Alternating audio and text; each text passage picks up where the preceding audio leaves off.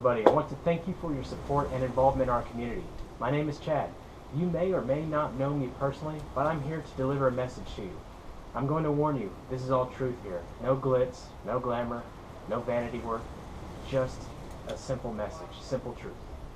My life began to seriously change when I was laying there on the side of the road. I made the switch from being born into the role of a boy to beginning to trudge the journey of a man. It was that single moment when I realized everything that had happened to me was because of me. It wasn't anyone else's fault or doing or cause or behavior.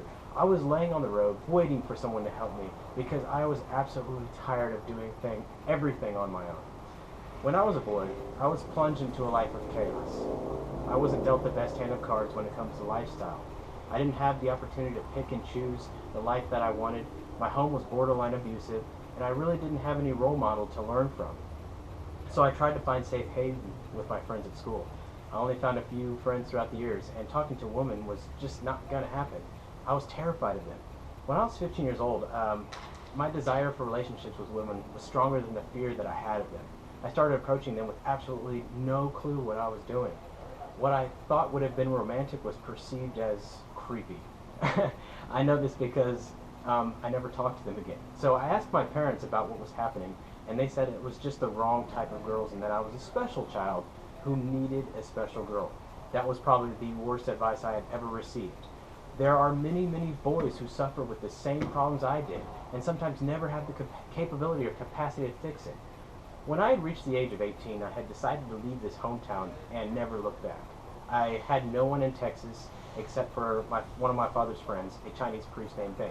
Ben decided to be a mentor to me and give me a chance at a normal life. He scared the hell out of me.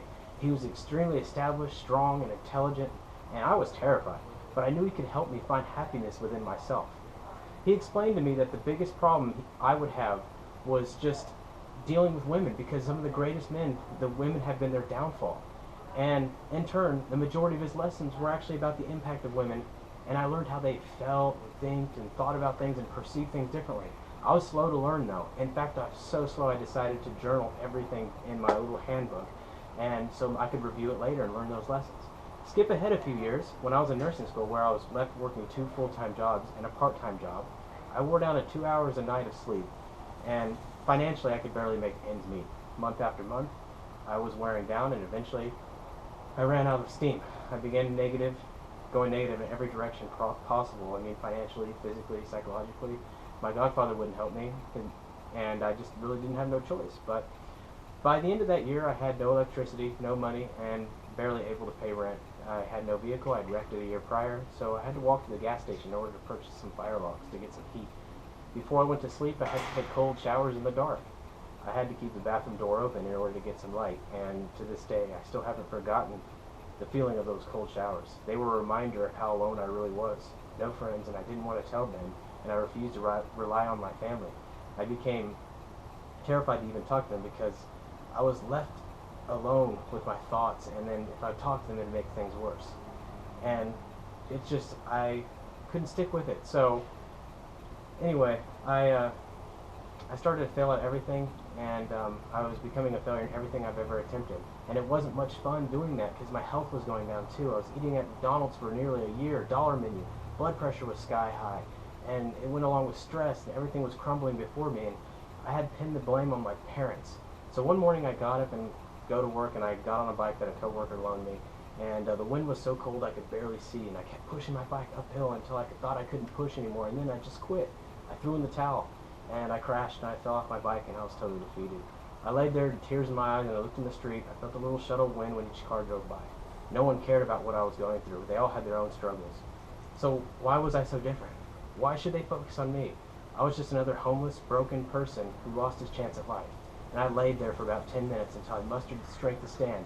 And when I did, it seemed to have taken every single ounce of strength I had, and I just didn't quit writing. I quit life at that point. I totally had given up on everything. But standing up had a profound impact on me. I realized that I had an entirely new level of strength to stand the entire time that I realized my perception of myself, I gave myself weakness. I had strength that came from my heart, and no longer did I mind people driving by and looking at me anymore.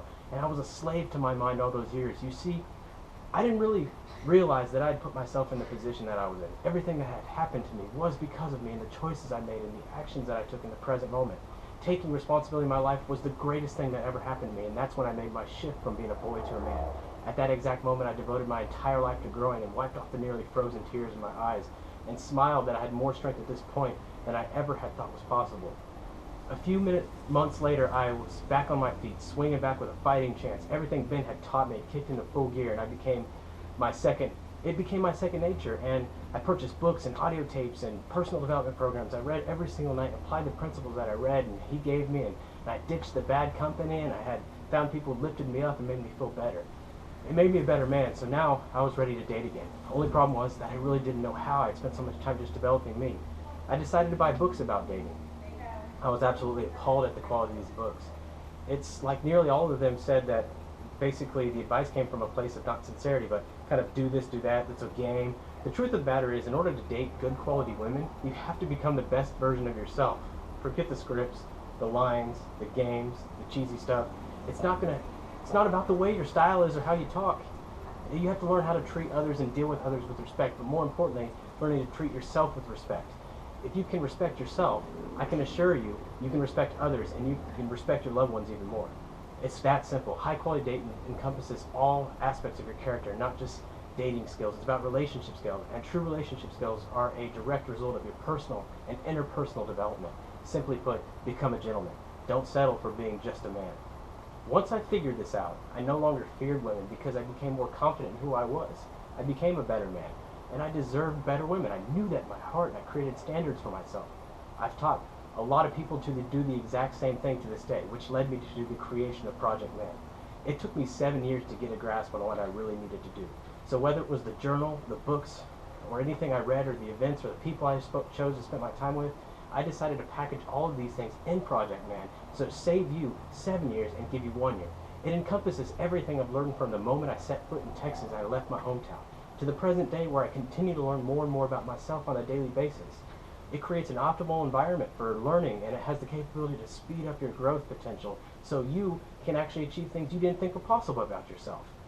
And I've tried to give you a roadmap, every instruction, step by step, to give you a better future. Everyone has the capability to grow and change. The only requirements for Project Man that you are honest with yourself and have a sincere desire to exceed what you thought possible about yourself.